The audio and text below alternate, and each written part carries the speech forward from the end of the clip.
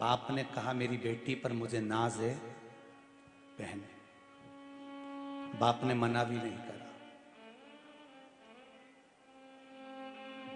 पिता बेटी के लिए खुली किताब बनकर रहा। खुली किताब। मायका किससे है? मायका मां से नहीं, मायका बाप से होता है। मेरा बाप है तो मेरा मायका है। बेटी को थोड़ा सा दुख होता है तो चिल्ला कर कह देती है मैं मेरे पिताजी के यहाँ जा रही हूं। ये नहीं कहती मैं मेरी मां के यहाँ जा रही हूं, मेरे पिताजी के यहाँ जा रही हूं। बेटी को थोड़ा सा दुख आता है तो कह देती है मेरा बाप है बियाल, भूखा नहीं मरने देगा मुझको। ये बेटी को नाज होता है। बाप उसको पढ़ाता है, अच्छे से अच्छे स्कूल में, अच्छे से अच्छे कॉलेज में, बड़े बड़े शहर में भेजता है, खूब पढ़ाता है। एक बाप की जितनी कैपेसिटी नहीं होती, एक बाप की जितनी पोजीशन नहीं होती, उससे ज्यादा पिता अपनी बेटी के एजुकेशन पर, उसकी पढ़ाई पर खर्च करता है और उसको पढ़ा लिखा कर आगे बढ़ाता है। बस मेरा बेटियों से एक निवेदन है कि बाप ने तुम्हारे लिए खुली किताब बन गया तो तुम भी अपने पिता की नाक मत कटने देना, उसको कन्यादान का मौका जरूर देना। अपने बाप की नाक मत कटने देना, उसको कन्यादान का मौका देना। उसने तुमको पहनने से मना नहीं करा, उसने तुमको पढ़ाने से मना नहीं करा, उसने तुमको विद्याध्ययन से मना नहीं करा। ये नहीं कि तुम कॉलेज में चली गई, स्कूल में चली गई और मालूम पड़े कोई मित्र दोस्त ऐसे मिल गए जिनको पिता से छुपाती रही। जिस बाप ने तुम्हारे लिए पूरी किताब खोल दी है, जिस बाप ने अपनी पूंजी लगा दी है, जो बाप गर्व से कहता है कि मेरी औलाद मेरे से छल नहीं कर सकती, मेरी औलाद मेरे से विपरीत नहीं जा सकती, मेरी बेटी मेरे कहने पर चलती है। एक बाप अपनी नाक लगाकर बोलता है कि मेरी बेटी मेरी शान है, तो बेटी भी कोई कह देना चाहिए मेरा बाप मेरी शान है, मेरा बाप मेरी शान है। मेरा पिता कहेगा विवाह महा करूंगी। कोई कैसे भड़का दे वाला तुमको, कोई कैसे तुम्हारे मार्ग को छिन्नित कर दे वाला।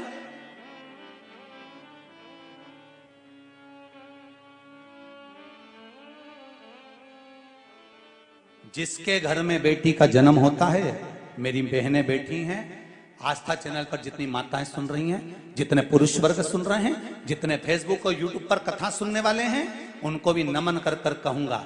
जितनी माताएं यहां बैठकर कथा सुन रही हैं उनको भी कहूंगा, जिस माँ बाप के घर में बेटी का जन्म होता है, उस बेटी का कन्यादान यदि माता पिता नहीं करते हैं तो 94 तरह का नरक माँ और बाप को भोगना पड़ता है। और उस नरक से बचा सकती है बेटी, उस नरक से बचा सकती है बेटी। बेटी कह दे आपकी और हमारी मित्रता है, आप हमारे दोस्त हो, फ्रेंड हो, हमारे दोस्त बनकर रही है, पर विवाह का निर्णय तो मेरा पिता ही रहेगा और मेरी मां की गोद में बैठ खेली हूं, मेरी मां ही निर्णय करेगी कि मुझे शादी कहां करना है। मेरे जीवन का पहलू मेरे माता पिता निश्चित करेंगे। आज के जमाने में नया नया प्रलोभन देकर,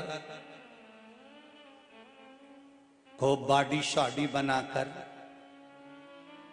दूसरे धर्म के लोग भी आपको लुभाने का प्रयास करेंगे, पर हिम्मत आप में होना चाहिए कि डोल कैसे जाओ। हिम्मत आप में होना चाहिए कि कैसे डिग जाए भला।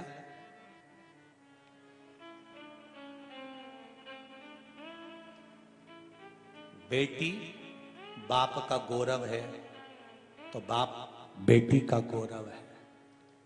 कहते हैं 12 ज्योतिर्लिंग में से एक ज्योतिर्लिंग तो बेटी के नाम पर ही है, सोमनाथ। जब समझाया चंद्रदेव को, चंद्रदेव तुम मेरी बेटियों का ध्यान रखो, पर ध्यान नहीं दे पाते थे, गुस्सा आ गया। एक बार दामाद को समझाया, एक बार बुला के समझाया कि देख बेटी तेरे साथ भी आई है, ऐसी हरकत मत कर, सम्मान दे बेटी का, आदर कर बेटी का, सत्कार कर बेटी का। जो अपना घर छोड़कर चली जाती है, पति को चाहिए उसका आदर करे, उसका सम्मान करे।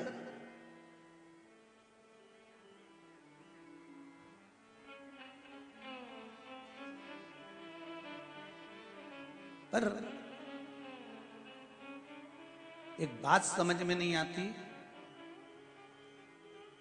इन पतियों की कि इनकी बहन को जब तकलीफ होती है तो ये तलवार लेके बंदूक लेके अब भी निपटाऊं वो दामाद की, अब भी रुक जा तू, मैं जीजा के छोड़ूंगा नहीं।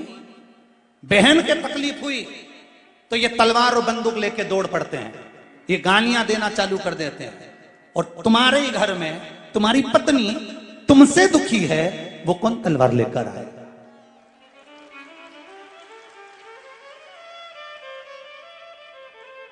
अरे ओ भेरू,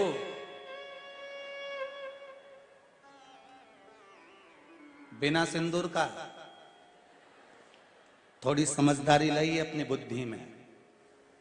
अपनी बहन को जब हम दूसरे के घर में दुखी नहीं देख सकते तो दूसरा व्यक्ति भी अपनी बहन को तुम्हारे घर में दुखी नहीं देख सकता।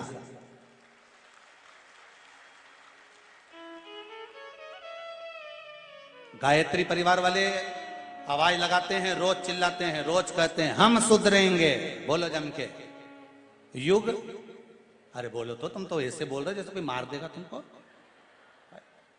डर के नहीं बोलना है, तुम तो शिव महापुराण की कथा में बैठे हो,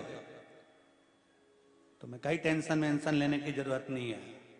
हम सब इकट्ठे और महादेव के पट्टे, काय को डरे किसी से? क्यों डरना? गायत्री परिवार वाले कहते हैं हम सुधरेंगे, युग सुधरेगा, हम बदलेंगे। कब बदलोगे? तारीख तो आज निश्चित करें। जब ये हम 24 अवतार मंदिर वाले जब 11 रुद्र अवतार के मंदिर की तारीख निश्चित कर रहे हैं तो अपन क्यों चूके? कब सुधरोगे? आज निश्चित कर लो तुम तो कि हम तो बस सुधरेंगे। कब से कह रहे हम सुधरेंगे, हम बदलेंगे, युग बदलेगा, हम बदलेंगे, युग बदलेगा। कुछ नहीं बदला, मेहंदी बदली और घूंघट बदला। घूंघट यहां था, यहां पहुंच गया, बच्चा कुछ था, यहां पहुंच गया, यहां से यहां आ गया, यहां आ गया, अब यहां धरा गया। तुम नहीं बदले, घूंघट बदल गया। मेहंदी यहां थी, मेहंदी यहां से यहां आ गई। और बच्ची कुछ थी तो एक बार पूना में कथा करने गए हड़पसर में, तो वहां एक गुड़िया यहां लगा के आ गई। तो हमने उससे पूछा, हमने कहा बेटा तनु ये तूने क्या लगा लिया? तो क्या गुरुजी टेटुआ है? नहीं टेटू है। हमने कहा टेटू है? हमने कहा वारी बेटा, पर ये तूने यहाँ क्यों लगवाया फालतू? कितने की लगवाई? 900 रुपए की। हमने कहा बताओ 900 रुपए का किसी गौ माता को चारा दे देती, 1 महीना खाती बापड़ी, कितनी खुश होती, तेरे को दुआ देती। फालतू का पैसा बर्बाद कर दिया ने, 900 रुपये का यहाँ टेटुआ बनवा के आ गई। ये तो फ्री में बन जाता। तो वो बोली गुरुजी फ्री में कैसे बनता? हमने कहा दीवार पे बना लेती, चिपक जाती। हमें कही फालतू का पैसा बर्बाद कर।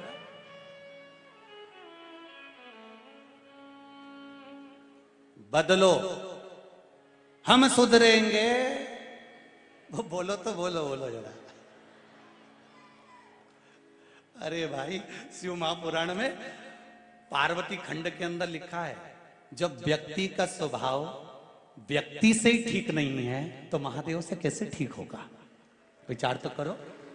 आपका स्वभाव आपके मोहल्ले में ही ठीक नहीं है, आपका स्वभाव आपके मित्रों से ठीक नहीं है, आपका स्वभाव आपकी पत्नी से ठीक नहीं है, आपका स्वभाव आपकी जेठानी से ठीक नहीं है, आपका स्वभाव आपके सास ससुर से ठीक नहीं है, आपका स्वभाव अड़ोसी पड़ोसी से ठीक नहीं है, आपका स्वभाव आपके रिश्तेदारों से ठीक नहीं है। और विचार करके बैठी है कि मैं भगवान को रिझा लूंगी, भगवान को रिझा लूंगी। भगवान भी सोचे पहले पड़ोसी को तो रिझा ले, घर में सास रूठी पड़ी उनको तो रिझा। देवरानी जेठानी दिन भर लड़ती फिरो और भगवान शंकर का पशुपति व्रत करो कि महाराज ये काम हो जाना। भगवान भगवान भगवान भी बोले कहां से आ गई जगदम्बा, घरे चली जा। काय आई?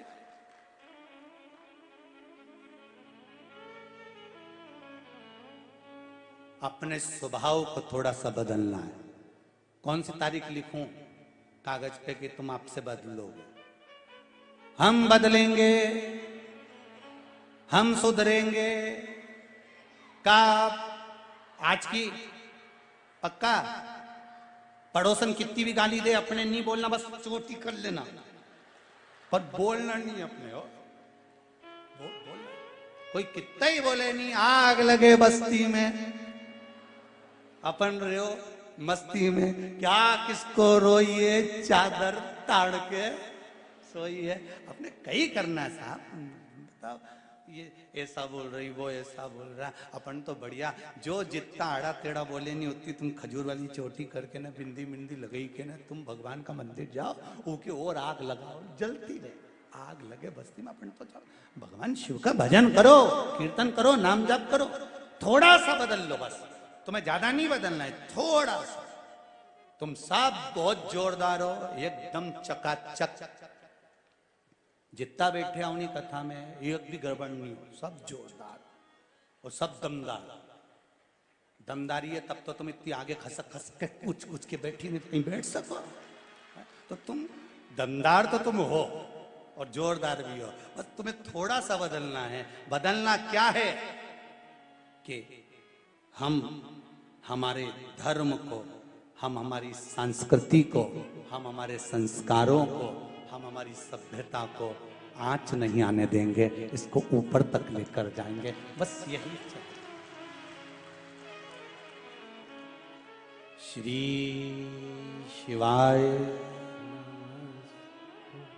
शिव महापुराण में जब भी यह मंत्र आए अपने हृदय की बात शिव से जरूर कहिए। श्री शिवाय नमस्तुभ्यं, श्री शिवाय नमस्तुभ्यं, श्री शिवाय नमस्तुभ्यं। शिव से कहिए। पार्वती मैया, एक पिता ने अपनी बेटी के लिए चंद्रदेव को समझाया और चंद्रदेव को समझाने के बाद जब चंद्रमा नहीं माने तो श्राप दे दिया कि तुम्हें काया का रोग होगा। बेटी अगर दुखी होती है तो बाप का भी हृदय रोता है। पिता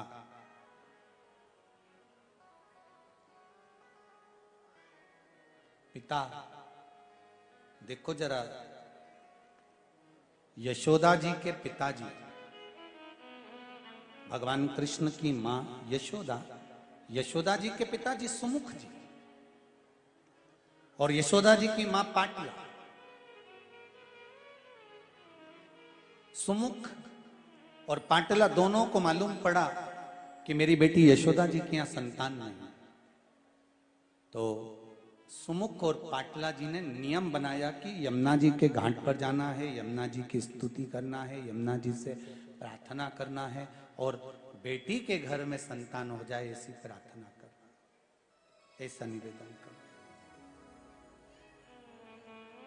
सुमुख यशोदा जी के पिताजी, पाटला यशोदा जी की मां, दोनों ने विचार किया। समय आया, विनय करा गया, निवेदन करा गया, तब बेटी को दुखी देखकर मां और बाप भी दुखी थे कि इसके घर में संतान क्यों नहीं है, इसके घर में औलाद क्यों नहीं है। जब हमारे घर में कुछ सुख आता है ना तो सबसे पहले माता पिता सुखी हो जाते हैं। हमारे घर में कुछ अच्छा होता है तो घर के माता पिता प्रसन्न हो जाते हैं, प्रसन्नता होती है। अब आज पाटला देवी ने मन में विचार कर अपने पति से कहा, सुमुख जी से, स्वामी यशोदा जी के घर में संतान नहीं है, कुछ कृपा परमात्मा की हो जाए तो संतान हो जाए। सुमुख जी ने कहा, अगर शिव चाहेंगे, राम मेरे भगवान नारायण चाहेंगे तो होगी संतान। और बाप और मां दुखी थे, यमुना जी से विनती करी तो यमुना जी ने एक बार कहा सुमुख जी से, यशोदा जी के पिताजी से कहा, सुमुख जी तुम अपनी बेटी के घर संतान चाहते हो? हाँ। कभी तुमने ये नहीं कहा कि मेरे बेटे के घर संतान हो जाए? सुमुख जी कहते हैं, यमुना मैया जब मैं अपनी बेटी के घर के लिए कुछ मांगूंगा तो ये मुझे विश्वास है कि मेरे घर में तो खुद अपने आप संपदा बढ़कर चढ़कर चली आती है। खुद शिव महापुराण में पहले कहा है, 3 को देने से कभी नहीं घटता। पहला बहन बेटी को देने से नहीं घटता, दूसरा गौमाता को देने से नहीं घटता और तीसरा संत और ब्राह्मण को देने से नहीं घटता। इनको देने से कभी नहीं घटेगा। आपके घर में बहन बेटी आए, आप कुछ निकाल कर उनको दे रहे हो तो समझ लेना तुम्हारे सामने कोई काल आने वाला था, वो टल रहा है, इसलिए बहन बेटी अचानक तुम्हारी यहाँ आ गई, उसको निकाल कर कुछ दे दीजिए। गौ माता तुम्हारे दरवाजे पर आ जाए, एक बार तुमने रोटी दे दी, हो सकता है वो दूसरी बार भी आ सकती है, तीसरी बार भी आ सकती है, तो उसको भगाना नहीं है, आधा रोटी का टुकड़ा और दे दीजिए उसको, कुछ नहीं घटेगा। हो सकता है आज तुम्हारे यहाँ कोई काल आने वाला था, इसलिए गौ माता आकर खड़ी हो गई है। संत ब्राह्मण अचानक आपके दरवाजे पर आकर खड़े हो जाएं, आप उनसे निवेदन करो, संत ब्राह्मण को एक गिलास पानी पिला दो, कुछ बन सके तो मुख मीठा करा दो। संत ब्राह्मण अगर तुम्हारे दरवाजे पर पहुंचे हैं तो कुछ देने का प्रयास करना, इनको देने से कभी घटता नहीं है। ब्राह्मण को देने से, संत को देने से, गौ माता को देने से, बहन बेटी को देने से कभी नहीं घटेगा, बढ़ेगा, घटने वाला नहीं, ये बढ़ता है।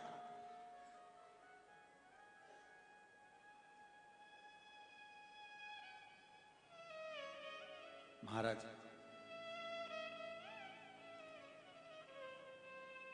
पार्वती की विदाई हो रही है, मां पार्वती मैनावती बेटी की विदाई में मां रोती है। शिव महापुराण की कथा कहती है कि बेटी की विदाई में जितना बाप रोता है उतना कोई नहीं रोता, क्योंकि जब बाप खेत पे से आता है ना, जब बाप जमीन पर से आता है, दुकान पे से आता है, नौकरी पे से आता है ना, तो बेटी सामने बैठी दिख जाती है, पापा आज थक गए हो गए, मैं पानी ला के देती हूँ, पापा आप बैठो, दाई जी बाबूजी बैठो,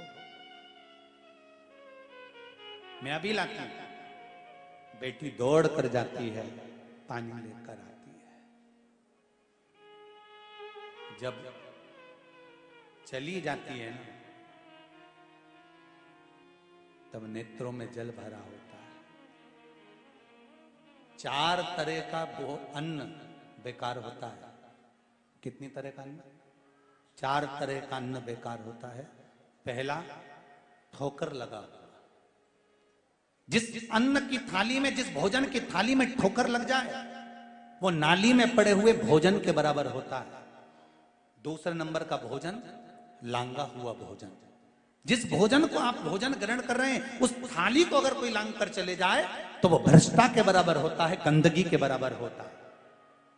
तीसरे नंबर का भोजन, जिस भोजन की थाली में बाल पड़ा हो, वो दरिद्रता प्रदान करता है, वो भोजन श्रेष्ठ नहीं होता। चौथे नंबर का भोजन, जिस भोजन की थाली में पति और पत्नी अगर एक ही थाली में भोजन